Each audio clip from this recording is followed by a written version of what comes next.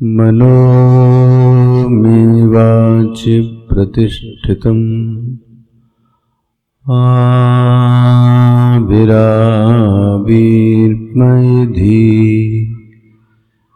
वेदस्यमवाण्यस्थः श्रुतं मे मा प्रहासीः अनेनाधीतेन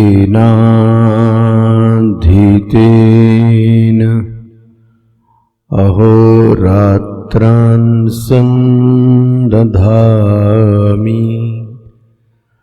ऋतं वदिष्यामि सत्यं वदिष्यामि तन्मामवतु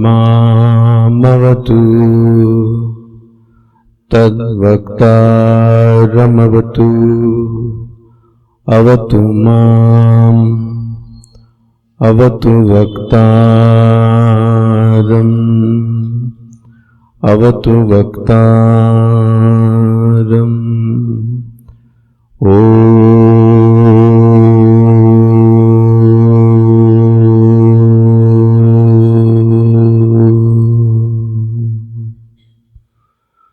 शांति शांति शांति। सदाशिवसमारम्भां शङ्कराचार्यमध्यमाम् अस्मदाचार्यपर्यन्तां वन्दे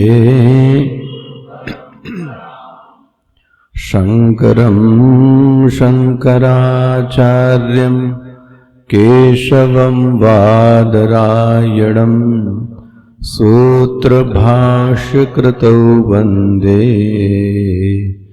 भगवन्तौ पुनः पुनः भगवन्तौ पुनः पुनः भगवन्तौ पुनः पुनः।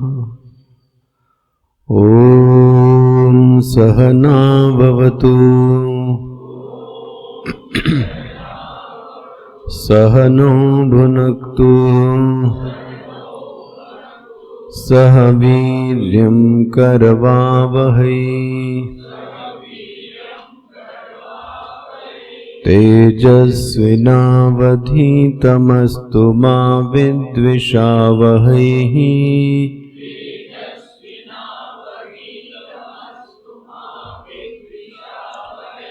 ओम शांति शांति शांति।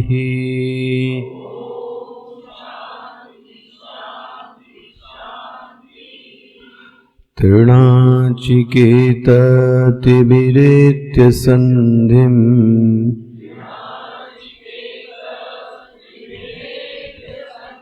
त्रिकर्मकृत्तरति जन्म मृत्यु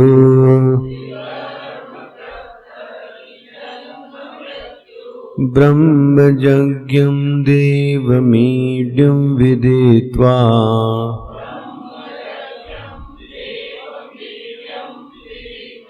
निचाये मागं शान्तिमत्यन्तमेति।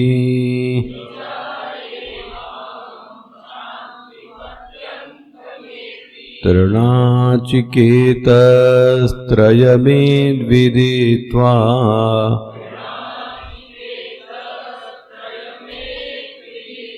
यैर्वं विद्वांश्चिनुते नाचिकेतम्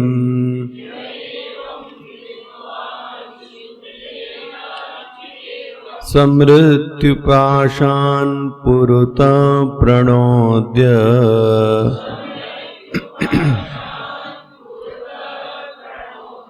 शोकातिगो मोदते स्वर्गलोके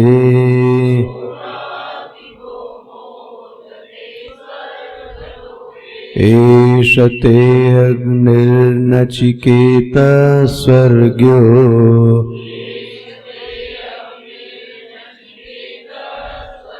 यमव्रणीथा द्वितीयेन वरेण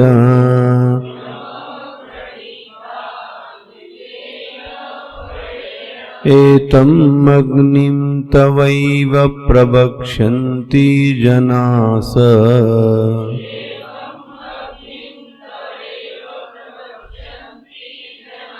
तृतीयं वरं नचिकेतो वृणीष्व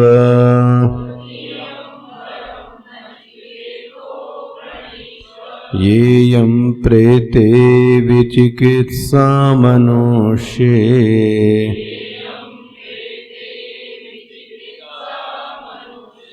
अस्ति के नायमस्तीति चैके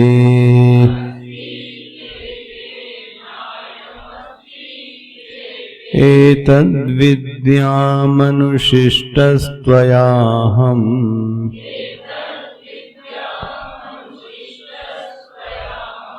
वराणामेष वरस्तृतीयः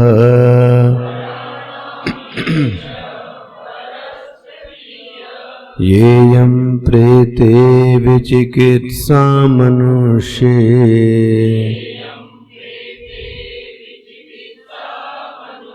अस्ति ते केनायमस्तीति चैके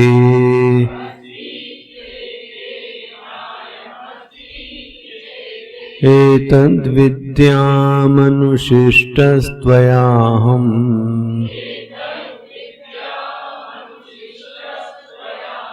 वराणामेष वरस्तृतीयः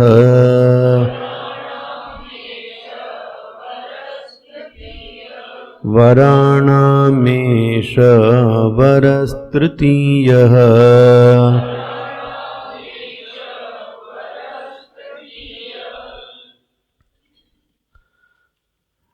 एतावद्धि अतिक्रांतेन विधि प्रतिषेधार्थेन मंत्र ब्राह्मणेन अवगंतव्यं यद्वरद्वय सूचितं वस्तु न आत्मतत्व विषयं याथात्म विज्ञानम् अतः विधि प्रतिषेधार्थ विषयस्य आत्मनि क्रियाकारक फलादि अध्यारोपण लक्षणस्य स्वाभाविकस्य अज्ञानस्य संसार बीजस्य निवृत्त्यर्थं तद विपरीत ब्रह्मिकत्वम विज्ञानम क्रियाकारक फल अध्यारोपण लक्षण शून्यम आत्यंतिक निश्रेयस प्रयोजनम वक्तव्यम इति उत्तरः ग्रंथः आरभ्यते। तमेतम अर्थम द्वितीय वर प्राप्ति अप्राप्य अकृतार्थत्वं तृतीय वर गोचरम आत्मज्ञानम अंतरेण इति आत्माख्यायिका प्रपंचयति।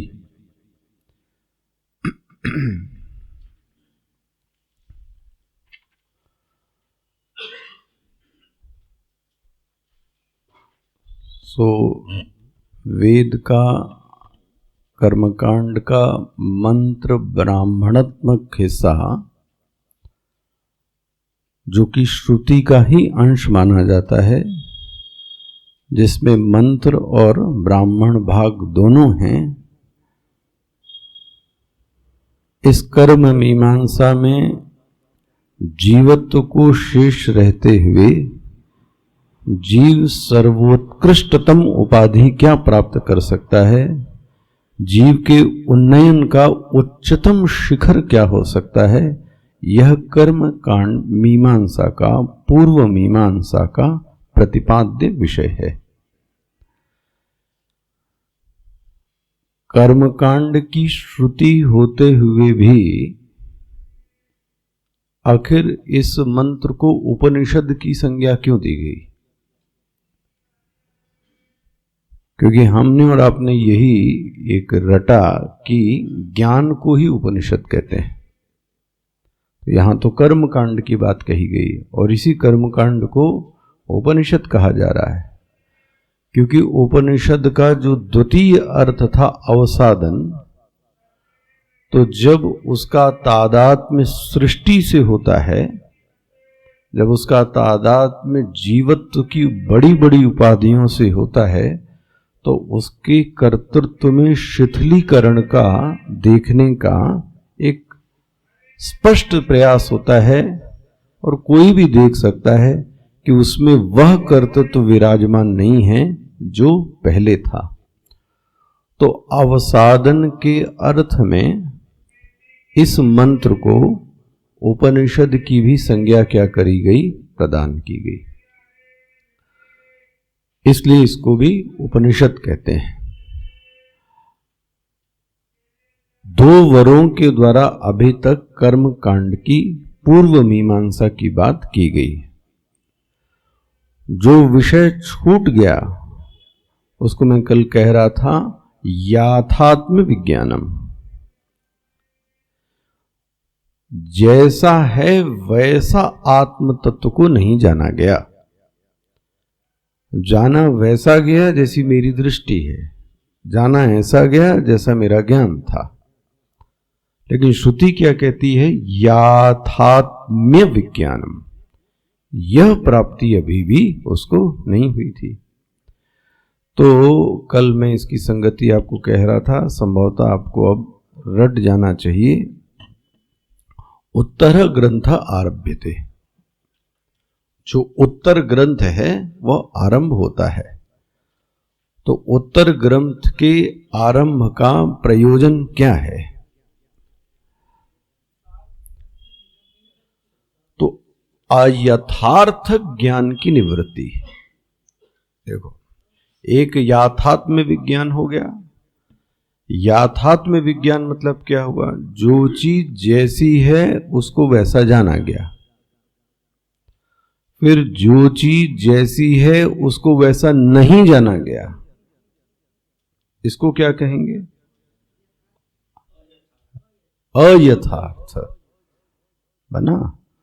तो यह जो उत्तरः ग्रंथ आरभ्यते, यह जो उत्तर ग्रंथ प्रारंभ होता है, यह अयथार्थ ज्ञान की निवृत्ति के लिए प्रारंभ होता है। ठीक है? कल मैं जैसे बार बार आपको कह रहा हूं, अतद वृत्ति के हटाने के लिए, संपादन के लिए नहीं, कर्ता के लिए नहीं, उपनिषद का ये कतई प्रयोजन नहीं है। अहम को ब्रह्म बनाने के लिए नहीं, अहम को आत्मा बनाने के लिए नहीं, अहम को विराटात्मा बनाने के लिए नहीं, निर्माण विभाग के लिए नहीं। कल ये चिंतन याद आता है, निर्माण विभाग के लिए नहीं, प्रमाण विभाग के लिए। मतलब वेदांत किसी चीज के निर्माण में कतई रुचि नहीं रखता है। समझ गया? किसी भी चीज के निर्माण में रुचि नहीं। तो बोले फिर क्या है आपकी रुचि? जो आपको अयथार्थ ज्ञान हो गया है, निवृत्ति ही वेदांत का उद्देश्य है। बन गया? किसकी निवृत्ति?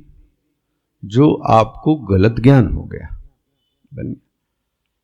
तो यदि समाधि बनती है तो फिर बिगड़ेगी। थोड़ा कठोर लगता है ये बात, मतलब कभी कभी साधक ठीक प्रयास अपनी स्थिति के लिए कहता है कि मेरी ऐसी स्थिति बनी। तो एक बात तो पक्की है कि यदि उसकी यह स्थिति बनी है तो फिर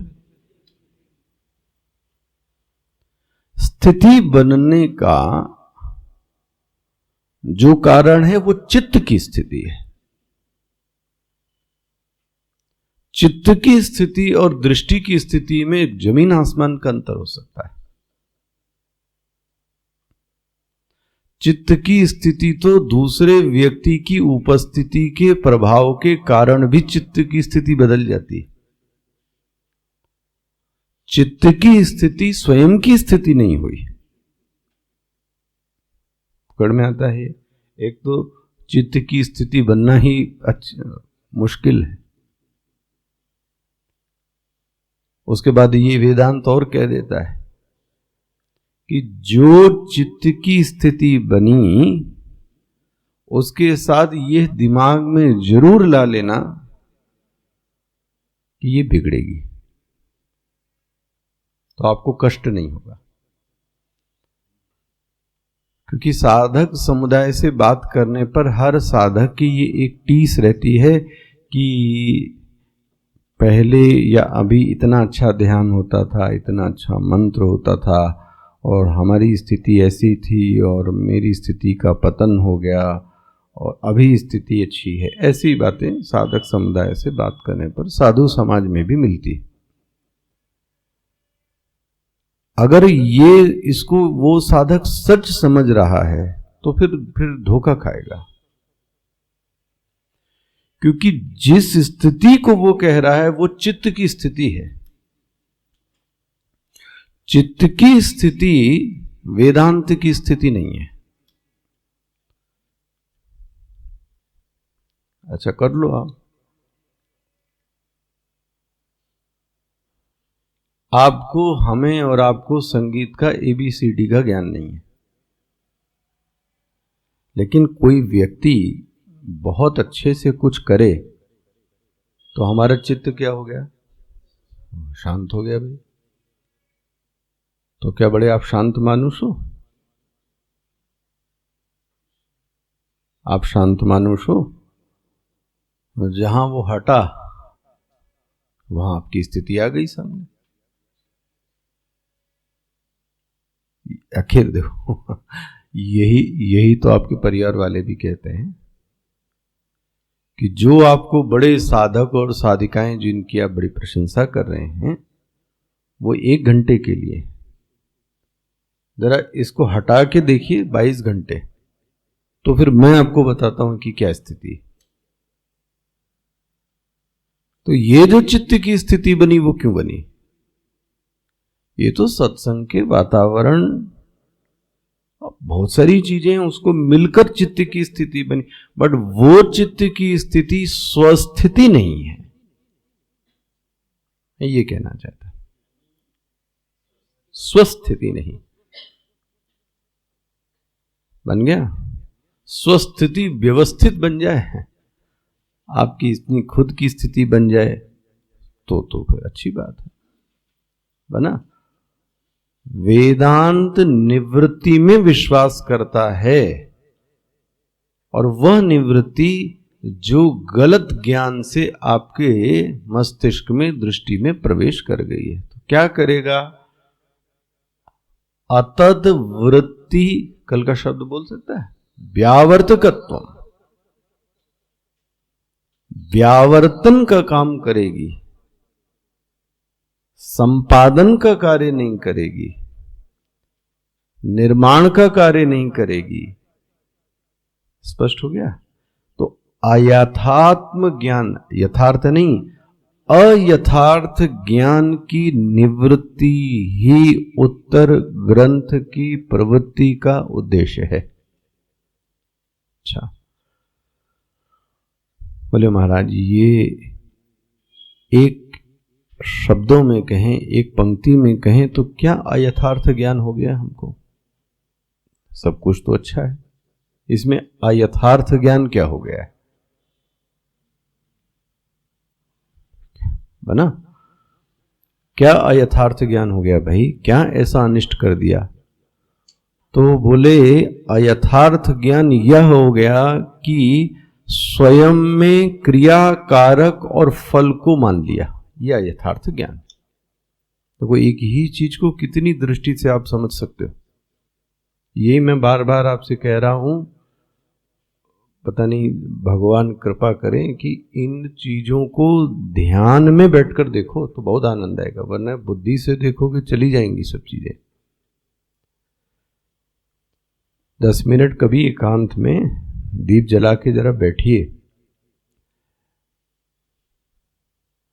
स्वयं में, स्वयं के अस्तित्व में क्रिया और कारक और फल से ही अपने आप को संग देखना। इसको प्रायोगिक बना रहा हूं आपको। स्वयं को 24 घंटे क्रिया और कारक और फल के में ही देखना। अब ये कल बड़ी लंबी इसकी बात आपने छेड़ी, ये मैं दिखा चुका आपको, ये बार बार पढ़िए। स्वयं मतलब ध्यान रखना आत्मा, मैं आत्मा भी शब्द ना कह रहा हूं, मैं स्वयं शब्द कह रहा हूं। स्वयं में यदि क्रिया का लक्षण दिख रहा है, स्वयं में यदि कारक का लक्षण दिख रहा है, स्वयं में यदि फल की दृष्टि दिख रही है, तो आप स्पष्ट जानिए कि हमको अयथार्थ ज्ञान हो गया, गलत राह पर हम क्या हो गए, निकल गए। तो फिर अब इसका अंत नहीं, बहुत लंबे दूर तक चले जाएंगे फिर आप। तो अयथार्थ ज्ञान की निवृत्ति ही उत्तर ग्रंथ का, स्पष्ट हो गया ये। और अयथार्थ ज्ञान क्या है ये भी स्पष्ट हो जाना चाहिए। कह लीजिए, कोई दिक्कत नहीं। हम तो बस ये कहना चाहते हैं कि स्वयं में क्रिया कारक और फल ना देखना, जो शब्द कहना वो कह लो, वो व्यक्ति की विद्वता जाने। लेकिन स्वयं में क्रिया का, कारक का और फल का अभाव देखना, तो अभी मनन करो आप, और अभी अभी ये प्रश्न आएगा कि यदि स्वयं में इस क्रिया कारक और फल का अभाव है तो फिर ये घटित कहां हो रहा है? क्या घटित ही नहीं हो रहा है? नहीं, बोले महाराज घटित तो हो रहा है। ये क्रिया कारक और फल क्षेत्र में घटित हो रहा है, क्षेत्र में घटित हो रहा है, क्षेत्रज्ञ में नहीं हो रहा है। और क्षेत्रज्ञ से जो अलग है उसमें घटित नहीं हो रहा है। जो स्वयं से व्यतिरिक्त है उसमें ही ये घटित हो रहा है, स्वयं में नहीं हो रहा है। करके देख लेना आप ये, और इस पर थोड़ा सा सूक्ष्म दृष्टि डालो, कहां घटित हो रहा है। और महाराज घटित कहीं हो रहा है, घटित कोई कर रहा है और हम चले आए और उसका सब क्या कर ले, ये मेरा है, खत्म। हमने उसका जो सब कुछ था वो सब अपने नाम पर कर लिया, चलो भाई, जबकि आपका कुछ लेना देना था ही नहीं। आप तो राहगीर थे, चुपचाप जा रहे थे, तो आपने वहीं बसेरा बना लिया। आप तो पथिक थे भाई, तो पथिक तो चलने वाले का नाम है, आप तो वहीं रुक गए, बन गया ना। तो अयथार्थ ज्ञान की निवृत्ति ही उत्तर ग्रंथ का उद्देश्य है। अच्छा, अब कल मैं थोड़ी बात आपसे कह के गया था, इसलिए ये कह रहा हूं, उसका उद्देश्य ध्यान रखना, आपको भ्रमित करना नहीं है। मैं ये चाहता हूं कि कहीं आप पढ़ें किताबें और उत्तर, तो आप एकदम से घबरा ना जाए कि ये क्या हो गया। इसलिए मैं दोनों ही पक्ष सही थे। कल मैं एक पक्ष वेदांत का रख रहा था कि इसी प्रकरण पर, मतलब मैं एकदम यही कह रहा हूं, अज्ञान और अध्यारोप के प्रकरण में वेदांत के दो मार्गों की बात कही गई। एक मार्ग को कहा गया विवरण मार्ग, एक विवरण प्रस्थान, और एक प्रस्थान को भामती प्रस्थान कहा गया। इन दोनों की चीजों को कल मैंने एक प्रस्थान को आपके सामने रखा था। एक प्रस्थान क्या कहता है, अध्यारोप का जो कारण है वह अज्ञान है।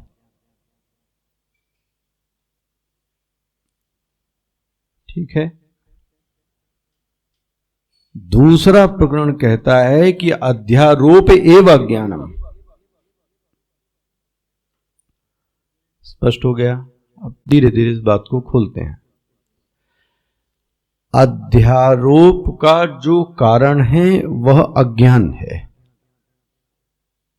तो अज्ञान के कारण अध्यारोप की प्रक्रिया संपन्न हुई। अध्यारोप अलग है, और अज्ञान अलग है। तो अज्ञान क्या है, बोले अज्ञान आवरण है, अध्यारोप विक्षेप है। स्पष्ट हो गया? अज्ञान आवरण है और जो अध्यारोप है वो क्या है? विक्षेप है। ये आपने दृग दृश्य विवेक में अच्छे से पढ़ा था, है ना? आवरण और विक्षेप।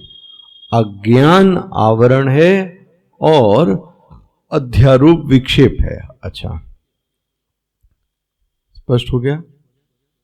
इस प्रस्थान को क्या कहेंगे? ये भामती प्रस्थान है।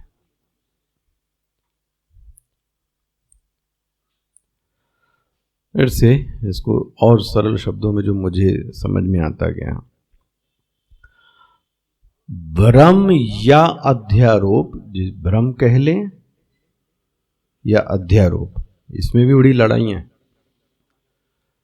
भ्रम या अध्यारोप कार्य है और उसका कारण अज्ञान है। इतनी पंक्ति स्पष्ट हो गई? जैसे कि भामतीकार ने इस पक्ष को रखने के लिए कहा कि अज्ञान अलग है और अज्ञान का जो कार्य है वो कौन है? अलग है। तो अज्ञान का जो कार्य है वो क्या है? वो ब्रह्म है।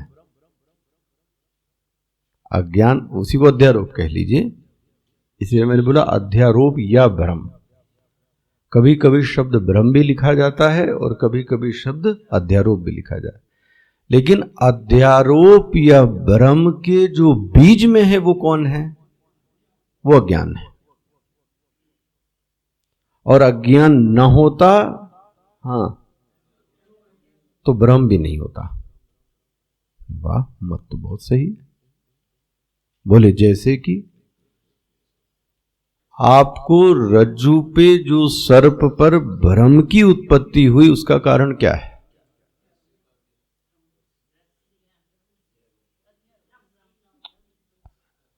भ्रम, अध्यारोप की। भ्रम हुआ कि नहीं हुआ, पहले तो ये बात कर ले। बोले हुआ, भ्रम तो हुआ।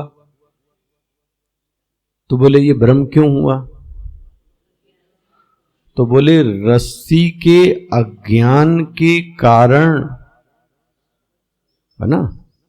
रस्सी के अज्ञान के कारण सर्प का ज्ञान हुआ।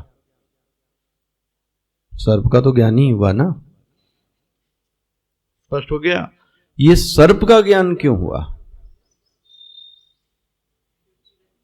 क्योंकि रस्सी का ज्ञान था। तो सर्प के ज्ञान में जो कारण है वो कौन है? रस्सी का ज्ञान। बना कि नहीं बना? और इसमें क्रम भी देख लो आप।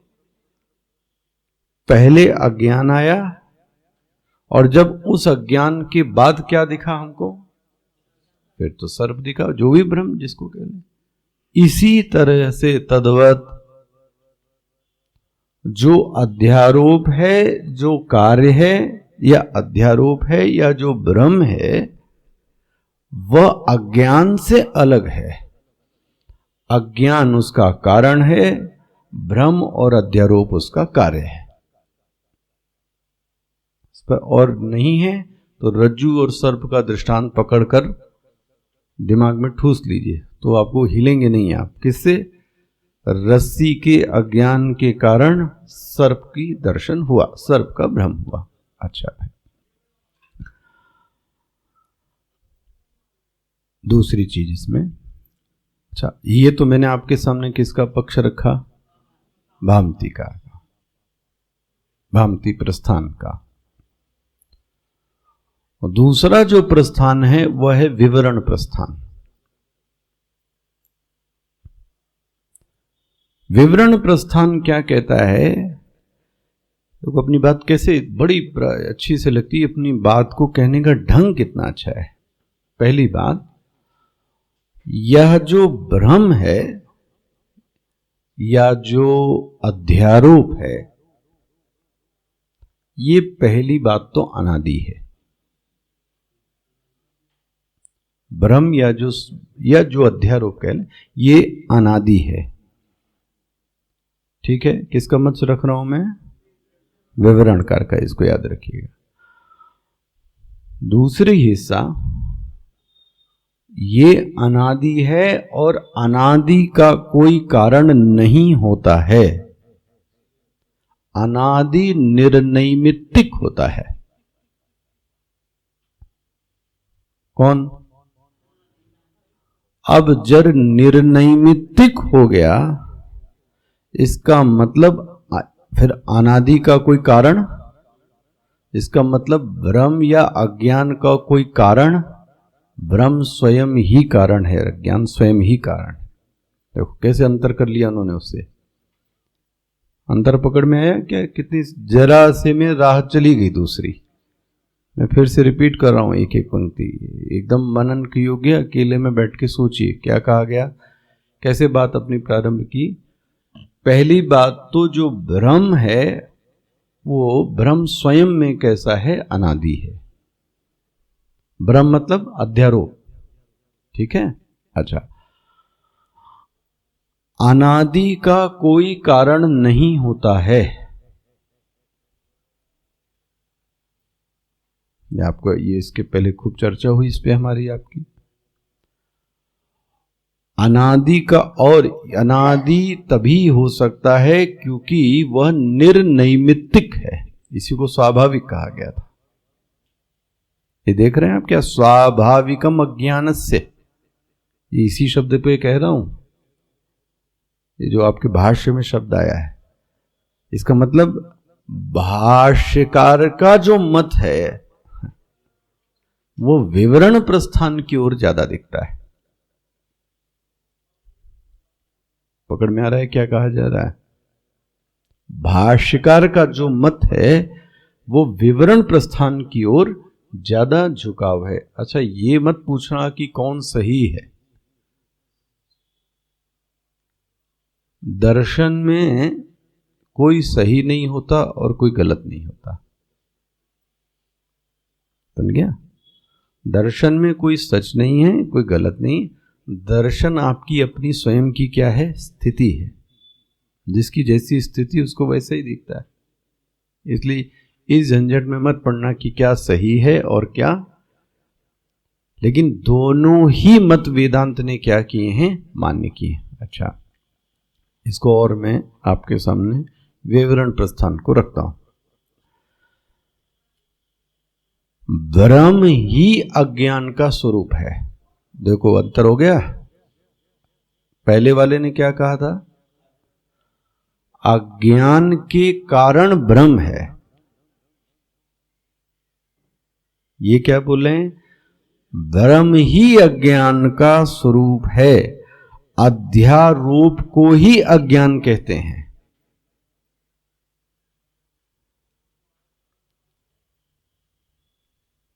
स्पष्ट हुआ? अच्छा, भ्रम में ज्ञान, अज्ञान में, भ्रम में मतलब भ्रम और अज्ञान एक ही बात हुई। किसमें? विवरण प्रस्थान में। बोले इसका मतलब क्या होता है अज्ञान का आपकी नजर में? आप अज्ञान किसको कह लें?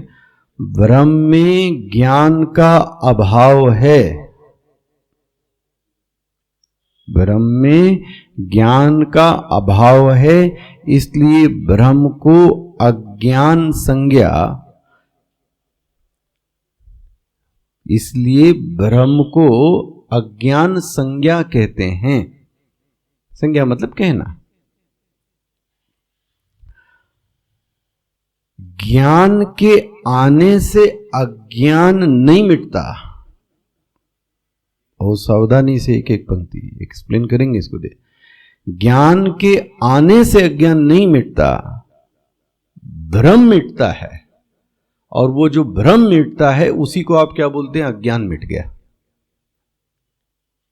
तो शब्दों को देखो कैसे दो लड़ाई कर रहे हैं। एक कह रहा है कि भ्रम मिट गया और एक कह रहा है अज्ञान मिट गया। विवरण प्रस्थान कहता है कि ज्ञान के आने से अज्ञान नहीं मिटता, भ्रम मिटता है। जैसे कि प्रकाश की अनुपस्थिति,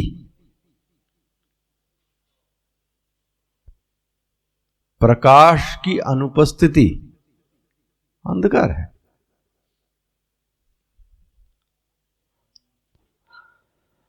ये इन सबको खूब घोट मोट के पढ़ो और लगाओ अपनी बुद्धि, जो कहा जाता है, जो ये भी पंक्तियां आपके सामने कही गई। लेकिन मूल बात मेरे ख्याल से आपके पकड़ में आई होगी।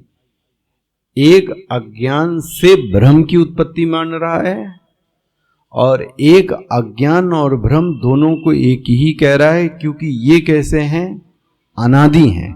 और अनादि हैं इसका मतलब इसका कोई कारण, कोई निमित्त नहीं हो सकता।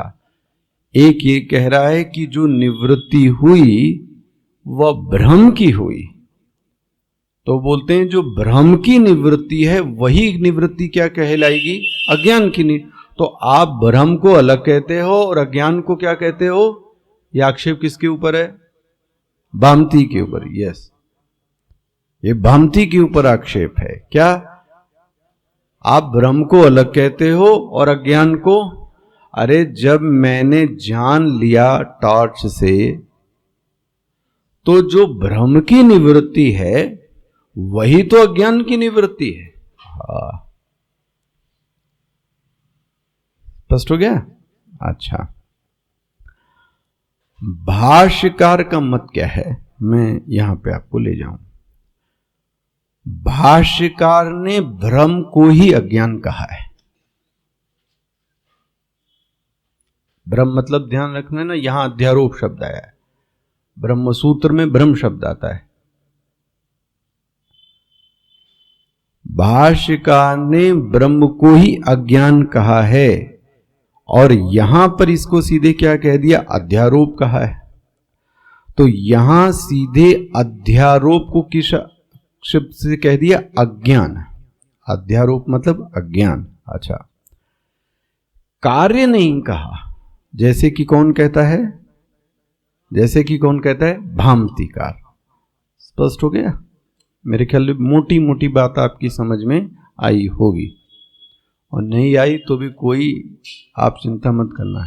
ये कक्षा आपके दिमाग से निकल भी जाए तो भी इसको आप स्किप कर सकते हैं।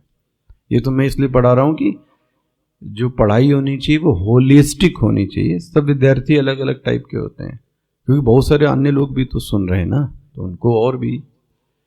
अच्छा देखो, यही एक दिन एक साधक दूसरा कोई, एक अमेरिका से कोई सुन रहा था, महाराज एक दिन प्रवचन नहीं डाला, हमको लगा कि पढ़ गया, और 11:30 पौने 12 बजे रात में उसने गनगनाया मुझे कि नहीं पढ़ा है। मैंने कहा क्या बात करते हो, पढ़ा है। इनकी पेशी हुई 11:30 बजे रात में, इनको बुलाया कमरे में, दिखाओ भाई कहाँ पढ़ा है, और सच में नहीं पढ़ा था। तो हमें लगा कि कितनी लापरवाही हो जाती, मतलब उतने लोग परेशान हो जाते होंगे जरा सी चीज के कारण।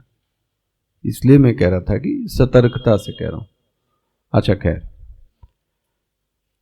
तो आपके भी मन में ये प्रश्न आया होगा कि ये कौन है भामतीकार और कौन है ये विवरण वाले। तो भामतीकार के जो आचार्य हैं, उन आचार्य का नाम है वाचस्पति मिश्र। आप इनका दर्शन में कभी भी नाम सुन सकते हैं। ये लोग चंद्रचूड़ हैं, ये सब चंद्रमा की भांति हैं दर्शन में। वाचस्पति मिश्रा पंचदशी जिन्होंने लिखा विद्यारण्य स्वामी, इसीलिए वहां आवरण अलग है और विक्षेप अलग है। कहां? दृग्दृश्य विवेक में। अज्ञान का कार्य है जगत, एक आवरण है और एक, किसने लिखा उसको? विद्यारण्य स्वामी। किसके मत के हैं ये? भामतीकार। आनंद गिरी जी, ये श्रेष्ठ आचार्य मैंने आनंद गिरी टीका भी पढ़ते हैं। ये भी किसके समर्थक हैं? भामतीकार के। ज्यादातर आचार्य भामती का समर्थन करते हैं कि ये अलग है, अज्ञान अलग है, और अज्ञान से अध्यारोप अलग है। ठीक है, तो ये किसका मत हो गया? भामती का। अच्छा, विवरण प्रस्थान का। विवरण प्रस्थान में एक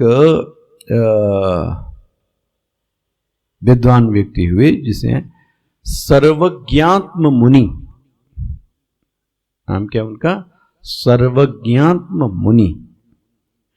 फिर उसके बाद स्वामी जी इसको ऐसा बोल रहे हैं, इस शताब्दी के एक बहुत बड़े विद्वान कर्नाटक से, उसको तो होले नरसिंहपुर कर्नाटक में पड़ता है, वहां से एक विद्वान वे स्वामी सच्चिदानंद गिरी, ऐसा करके नाम आता है।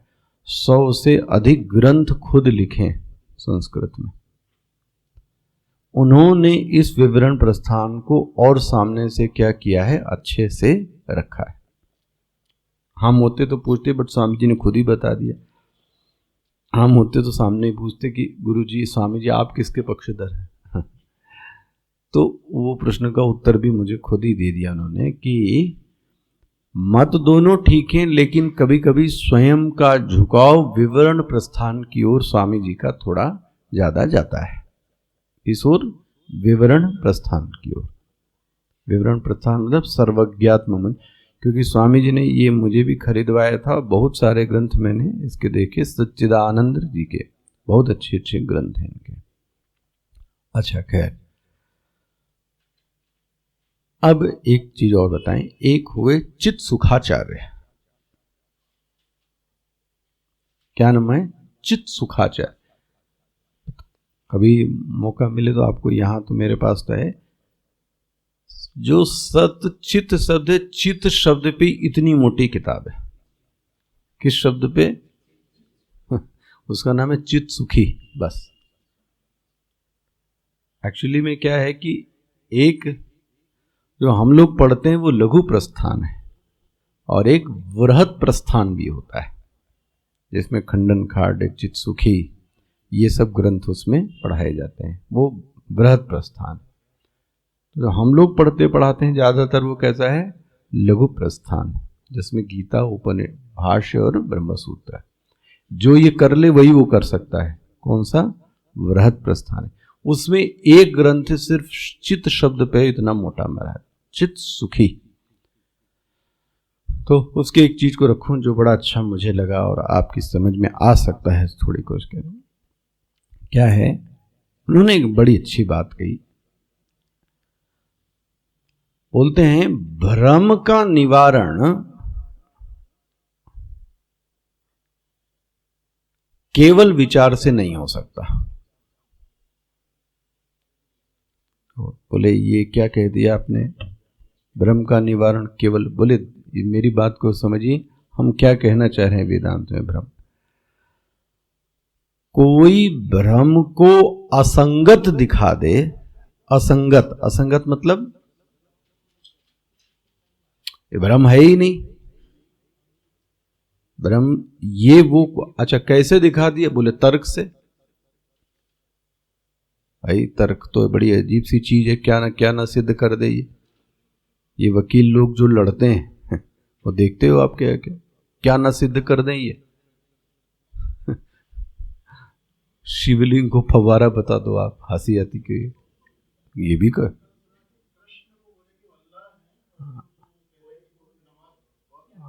अच्छा अच्छा, मैंने नहीं सुना। अच्छा कर। हाँ, तो अब आधे इधर मथुरा की ओर भी भिड़ेंगे अभी। अच्छा, कृष्ण क्या पढ़ते थे?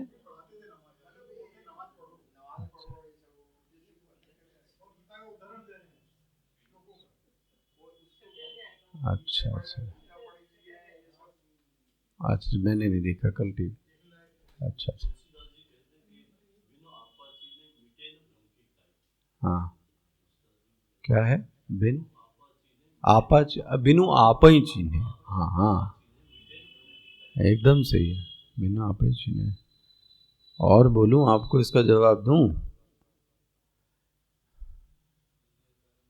हाँ, हो यही कि कर्म स्वरूप ही चीनी। जिस दिन स्वयं को जान जाओगे उस दिन कर्म नहीं करोगे। हो यही कर्म, हो यही मतलब इट इज अ सरकास्टिक वे। क्या कर्म संभव है? होई है कर्म कि स्वरूप ही चीन्ही। जिस दिन तुम स्वरूप को जान जाओगे तो उस दिन कर्म करने की आवश्यकता, ये देखो, ये उनका ये कहना। खैर, चित सुखाचार्य जी क्या कहते हैं कि महाराज कोई भ्रम को आप ऐसे नहीं कर सकते। विचार से है, बट वो कहना क्या चाहते हैं देखो, बोले आप क्या, भ्रम को आप असंगत दिखा देते थे। असंगत भ्रम को असंगत दिखा दे। असंगत मतलब क्या किया? ये है ही नहीं। अरे मेरे लिए तो बना हुआ है, और आपने क्या कर दिया? तर्क से क्या दिखा दिया? भ्रम नाम की कोई चीज ही नहीं। तो महाराज बोले भ्रम को आप कितना भी असंगत दिखा दें, भ्रम निवृत्त नहीं होता। बोले अच्छा कोई बात बताओ, कोई दृष्टांत दो। बोलते हैं देखो, हमारा और आपका यह अनुभव है कि मैं देह हूं, ये हम लोग कहते रहते हैं, मैं देह हूं। ये बात विचार से नहीं, देखो ये विचार से तो कट जाती है, लेकिन अनुभव से हमारा तब भी बना रहता है। तर्क से भी काट देते हैं। क्या काट देते हैं? कि मैं शरीर नहीं हूं। समझना, मैं शरीर नहीं हूं, इसको आप तर्क से भी काट देते हो और बोल देते हो कि आप तो शरीर नहीं हो, आप तो सच्चिदानंद ब्रह्म। बोले कैसे काटा? कैसे काटा? बोले ये देखो, जो मम होता है वो कभी अहम नहीं हो सकता। मैं एक उदाहरण दे रहा हूं सिर्फ आपको और बुद्ध। जो मम होता है वह अहम नहीं हो सकता। ये क्या दे रहे हैं? तर्क। जैसे कि घड़ी मेरी है तो घड़ी फिर मैं, मकान मेरा है तो फिर मकान में। तो जो ममतास्पद है वो अहमतास्पद से अलग है। हो गया? वर्षा मैंने किताब ही बंद कर दी, बड़े बोले खत्म हो गया।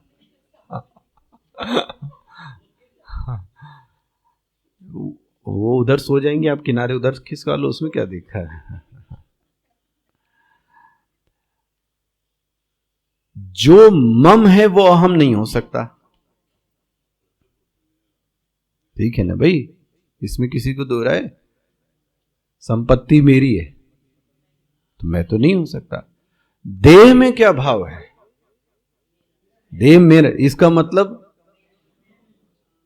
ये तो बोले सिद्ध कर दिया आपने। ये किससे सिद्ध किया? लेकिन अनुभव क्या है इसके बावजूद भी बना? आप कितना भी तर्क से बोले सी, ये कौन कह रहा है? चित सुखाचार्य। कि आप तो असंगत दिखा देते हो कि देह में अहम बुद्धि हो ही नहीं सकती। आपने तो असंगत दिखा दी कि जो ममता है, मम है, वहां अहम कहां हो सकता है। और आप जीत भी जाते हो, आप तर्क से सिद्ध भी कर लेते हो, लेकिन मेरा अनुभव हाँ वहीं का वहीं टिका हुआ है। क्या चीज? मैं देव। कितनी बड़ी सुंदर बात। जब मैं पढ़ा सुना था तो आनंद आ गई ये चीजें कि देखो कितनी अच्छी चाट बोली। देह में मम है, अहम नहीं हो सकता, ये आप असंगत करके दिखा देते हो। इसके दिखाने के बावजूद जो मैंने अभी आपको, देहाभिमान निवृत्त नहीं होता।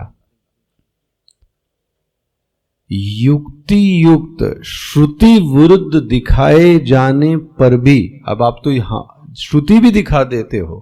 क्या दिखा देते हो? कि अहम आत्मा, हम ब्रह्मास्मि, श्रुति है।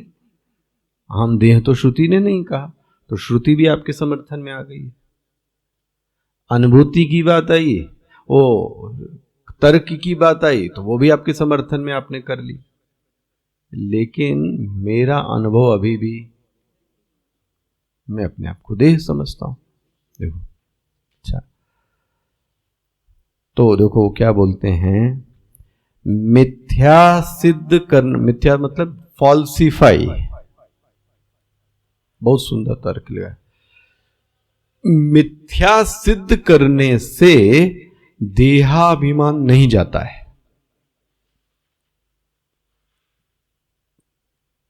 मिथ्या सिद्ध करने से देहाभिमान नहीं जाता है। ये कौन कह रहा है? चित सुखाचार्य।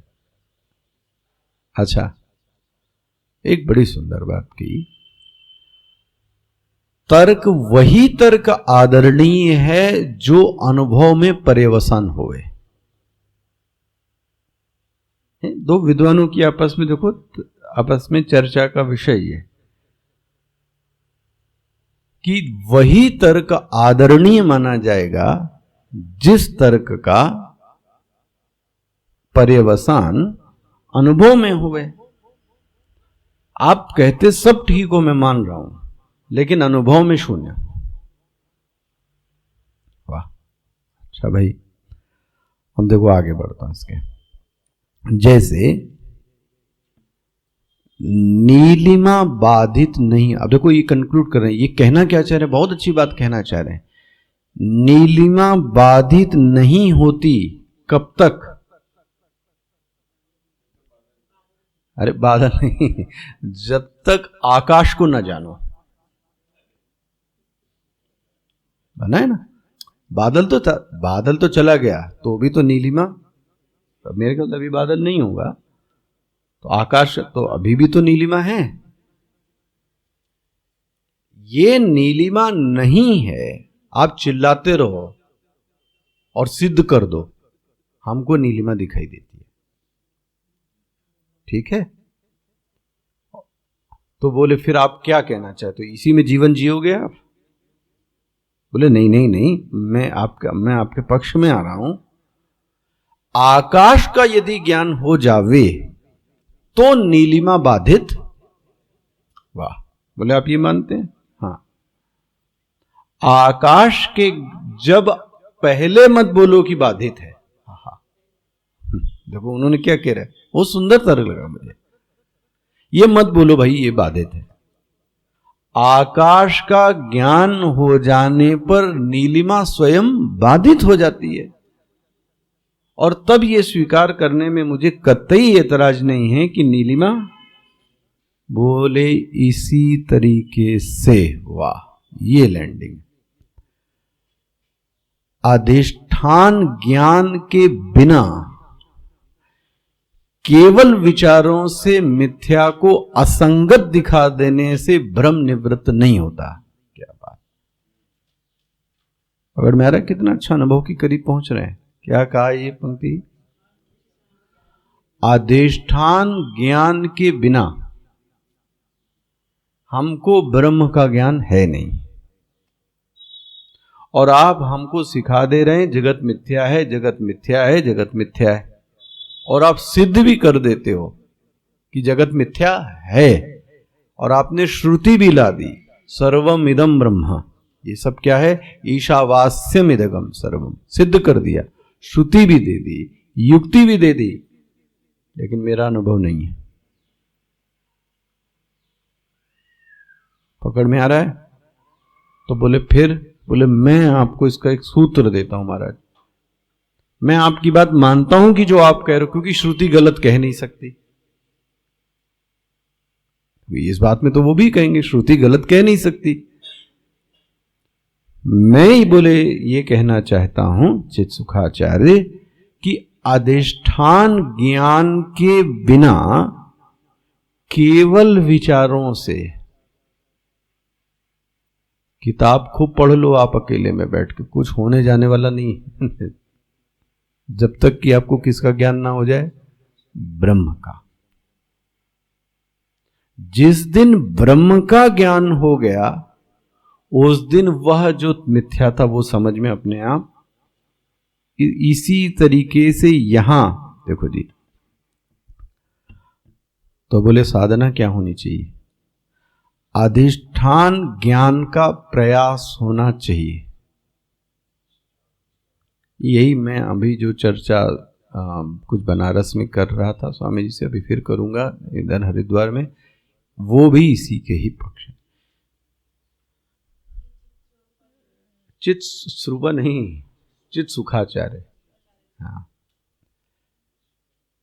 ठीक है, क्या कहना चाह रहे हैं?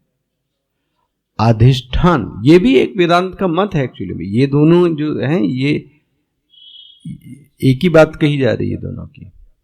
क्या कहा जा रहा है कि अधिष्ठान ज्ञान का प्रयास होना चाहिए, भ्रम की निवृत्ति,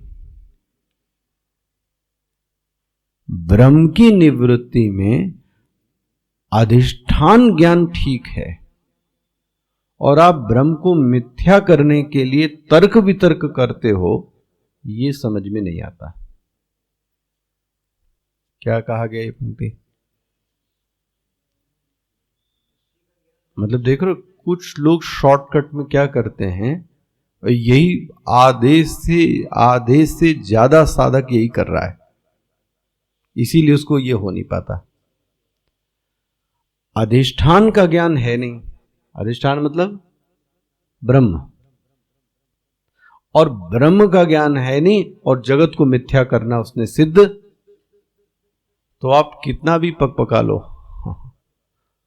जब आपके ऊपर बीतेगी तो आपको सब समझ में आ जाएगा कि ये सब सच है। पकड़ में आ रही है? इसलिए उनका कहना है केवल तर्क वितर्क करने से, युक्ति करने से कि ये मिथ्या, ये मिथ्या, मिथ्या, उसके बजाय प्रयास यह किया जाए कि अधिष्ठान का ज्ञान। अच्छा, पंक्ति मुझे जो दिमाग में भी है, अधिष्ठान के ज्ञान से, अधिष्ठान के ज्ञान से अध्यारोप की निवृत्ति स्वतः हो जाती है। ये ब्रह्म सूत्र है। ठीक है, वो तो हम तो ये पढ़ाएंगे आपको को। हाँ, हमारा भी पक्ष यही है। हम मिथ्या पर जोर नहीं देना चाहते, हम मिथ्या मिथ्या कहना भी नहीं चाहते, उससे और दिमाग गड़बड़ होता है, व्यवहार गड़बड़ होता है, उपासना गड़बड़ होती है। कई वेदांत के साधु मिथ्या मिथ्या पे ही टिके हैं, बट जो हमारे उन स्वामी जी का भी मत था और हमारे, वो मुझे ज्यादा सटीक, मैं उसी को सुनता हूं। पूरा जो प्रयास है वो किस पे किया जाए? अधिष्ठान। ब्रह्म को जानो। तो जब ब्रह्म को जानोगे तो ये भ्रम की निवृत्ति अपने आप। अधिष्ठान के ज्ञान से अज्ञान की निवृत्ति हो जाती है। मेरे ख्याल से बहुत सुलझा के आपको समझाया है, फिर से कंक्लूड कर रहा हूं। भ्रम का कारण अधिष्ठान के ज्ञान का अभाव। वह परिभाषा क्या बना दी? भ्रम का कारण क्या? अधिष्ठान के ज्ञान का, रस्सी के ज्ञान के अभाव के कारण ही सर्प का ज्ञान हो रहा है। हो रहा है? रस्सी के अज्ञान के कारण ही सर्प आपको ज्ञान दिख रहा है, जो दिख रहा है। हो गया? अच्छा,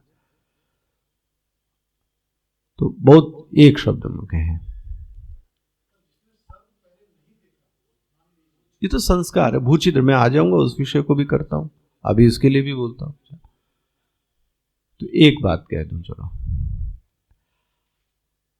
विवरण प्रस्थान कहता है कि अज्ञान अभाव रूपी है। अज्ञान क्या है? अभाव रूप है। और जो भ्रांतिकार कहते हैं वो क्या कहते हैं? अज्ञान भाव रूपी है। अज्ञान अलग है और भ्रम अलग है। अज्ञान कुछ और है और जो भ्रम हो रहा है वो कुछ और है। इन दोनों को एक ही मत बोलो। बोले विवरणकार क्या कह रहे हैं? अज्ञान का मतलब है अधिष्ठान के ज्ञान का अभाव। बस अज्ञान कैसा है? अभाव रूपी है। इतना याद कर ले, फिर कभी खोलिएगा। क्या हो गया? अज्ञान अभाव रूपी है। यह कौन कह रहा है? विवरण। भामतीकार क्या बोलते हैं? अज्ञान भाव रूपी है। अच्छा, अब हमने आपके सामने विवरण पक्ष को तो खूब अच्छे से रख दिया बट आपको क्या लगता है कि भामती वाले चुप बैठते होंगे? भामती वाले भी चुप बैठेंगे क्या? तो आपको उनकी प्रशंसा के लिए भी दो बातें सुना देता हूं, उनको कम मत समझना। चलो, भामती के पक्ष में। अब मैं विवरण की बात नहीं कर रहा हूं। किसके? भामती। बड़ा सुंदर, ये भी बड़ा अच्छा लगा। तो बोले आप एक बात बताओ, भामती का देखो पर, अज्ञान एक है और भ्रम अनेक है, क्योंकि दोनों को अलग अलग मानते हैं। भामती का मकसद देख लो, अज्ञान एक है। क्या ज्ञान है? रस्सी का। विवरण क्या कह रहा है? विवरण प्रस्थान क्या कह रहा है? अज्ञान और भ्रम दोनों सब चीजें क्या हैं? एक। ये कह रहे हैं अच्छा ये बताओ, अज्ञान एक है और भ्रम अनेक होते हैं। अज्ञान एक इसलिए है कि रस्सी का अज्ञान सबको है, तो अज्ञान कैसा हुआ? लेकिन सबको सर्प नजर आए ऐसा जरूरी नहीं है ना? सबको सर्प नजर आए ऐसा जरूरी?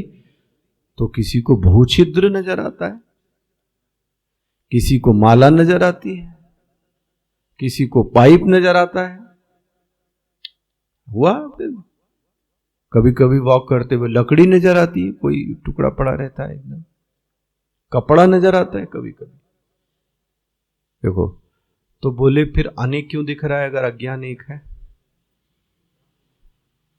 ये किसका मत है? भामतीकार। अज्ञान एक है लेकिन भ्रम देखो। अच्छा, इसलिए हाँ, लेकिन अज्ञान अलग है और भ्रम, अज्ञान का कार्य है भ्रम। वो क्या बोल रहे हैं? अज्ञान और भ्रम दोनों क्या हैं? अच्छा, इसलिए भ्रम को अज्ञान से अलग समझना चाहिए, क्योंकि सबको भ्रम कैसे हो रहे हैं? अनेक।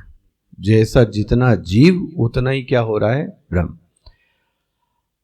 तो अगर भ्रम ही अज्ञान है तो सभी का अज्ञान कैसा हो गया फिर आपके अनुसार, विवरण के अनुसार? तो अगर आप ये कहते हो कि भ्रम ही अज्ञान है, हम तो कह रहे हैं भ्रम और अज्ञान अलग अलग है, तो आपके अनुसार भ्रम ही अज्ञान है, तो भ्रम कितने हो गए? अनेक। तो अज्ञान भी कितने हो गए? क्या ऐसा शास्त्र में लिखा है कि अज्ञान अनेक है? देखो, फंसाया किसने बोला? भामतीकार ने। अच्छा, स्पष्ट हो गया? ये सब है उठा पटक। और ये सब किस पे उठा पटक है? ये सब उठा पटक किस पे? ये पंक्ति पढ़ लीजिए स्वाभाविकस्य अज्ञानस्य संसार बीज, ये सब इस पे इधर पटक हो रही है। सोचो। अच्छा, इसको मैं आपके सामने थोड़ा कंक्लूड करता हूं जल्दी से। अब अपने भाष्य पर आ जाइए। ये पंक्ति पे, अध्यारोप ही अज्ञान का लक्षण है। हम लोग किसकी बात कर रहे हैं? विवरण। ये विवरण प्रस्थान यही कहता है, अध्यारोप ही अज्ञान का लक्षण है और यही संसार का बीज है। बस क्या कहना चाह रहा हूं?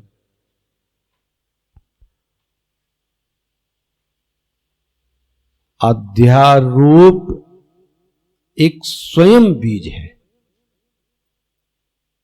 अध्यारोप स्वयं बीज है। किसका बीज है? संसार का। देखो, अध्यारोप एक स्वयं बीज है। किसका? संसार का। इस अध्यारोप के कारण जब संसार बना रहता है तो मुझ में संसारित तो अपने आप भासता है। बोले महाराज ये बात नहीं समझ में आई। अध्यारोप के कारण ही मेरा यह अनुभव है कि मैं जी रहा हूं। ले, जीव किसको कहते हैं? इच्छा नहीं, जीवितुम इच्छा नहीं क्या है भाई? जीवत इति जीवा। जिसको जीने की अनुभूति है वो कौन है? वो जीव है। अच्छा, जीने की अनुभूति मतलब क्या? जीने की अनुभूति मतलब क्या? भाई ये तो इतना सरल प्रश्न है, आपसे पूछा। आपको अनुभव होता है मैं जी रहा हूं, मैं हूं ये नहीं कह रहे हैं भाई, ये अनुभव है। हाँ, ये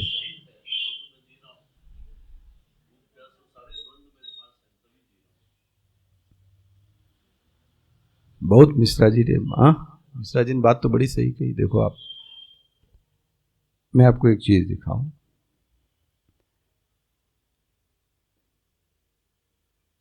मेरे ख्याल है इसमें जितने देख दो ये बच्चों को छोड़कर, जब आप किसी हार्ट के मरीज को देखने कभी गए हो, भगवान करे ना जाना पड़े, हार्ट के मरीज गए हॉस्पिटल में, उसके ऊपर एक मॉनिटर चलता रहता है, कभी इस पे निगाह मारी है? वो क्या करता है? आप तो खुद भुक्तभोगी हो, आप मरते मरते ये दूसरी जिंदगी है इनकी महाराज की मिली है। हमको उम्मीद कमी हो गई थी। हाँ महाराज जी अपोलो में। तो जब वो सीधी रेखा आ जाती है ना, नमः पार्वती पते, सीधी रेखा नमः पार्वती पते है ना, और जी रहा है, इसका अनुभव क्या है? ओह बड़े, ये है जीने। आप जीने का अनुभव समझ में आ रहा है आपको? हाँ, जीने का अनुभव मतलब हुआ संसरण का अनुभव, और इसी को दर्शन में क्या बोलते हैं, और इसी को सरल भाषा में बोलते हैं सरकने का अनुभव। आया? अब संसरण किसमें?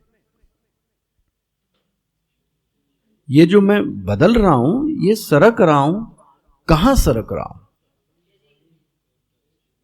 तो आप देखो, पहला जो सरकना है ना महाराज, एक परिस्थिति से दूसरी परिस्थिति में।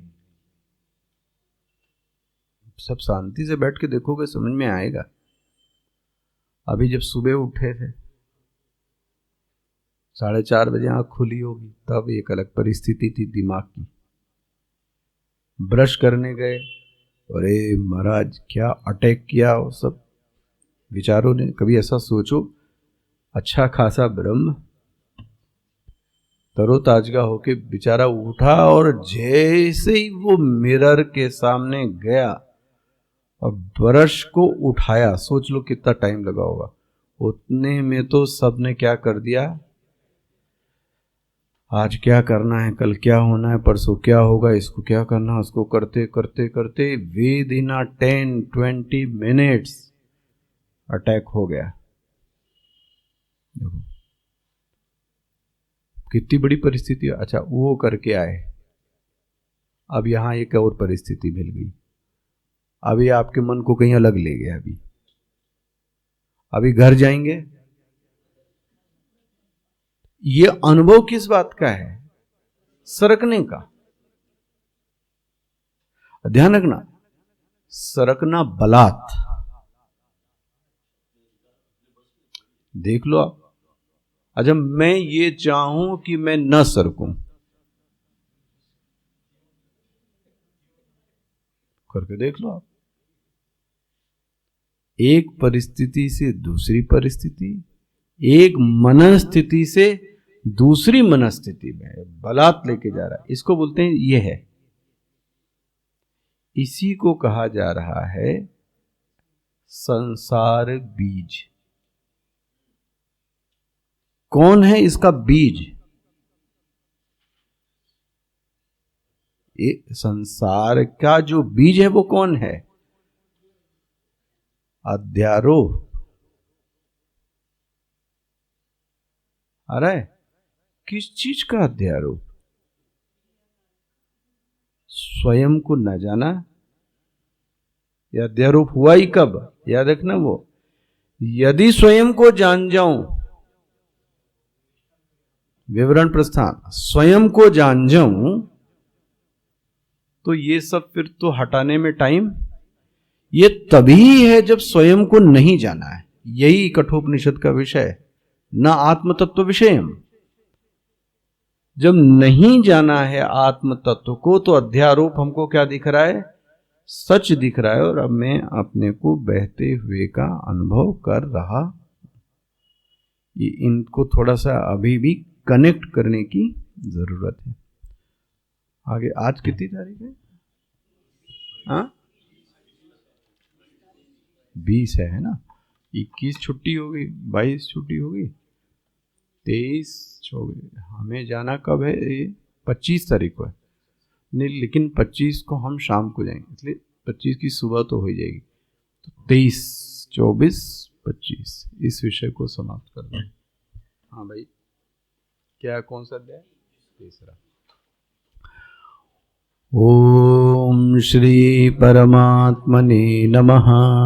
अथ तृतीयोऽध्यायः। अर्जुन, जायसी चेत् कर्मणस्ते मता बुद्धिर्जनार्दन तत्किं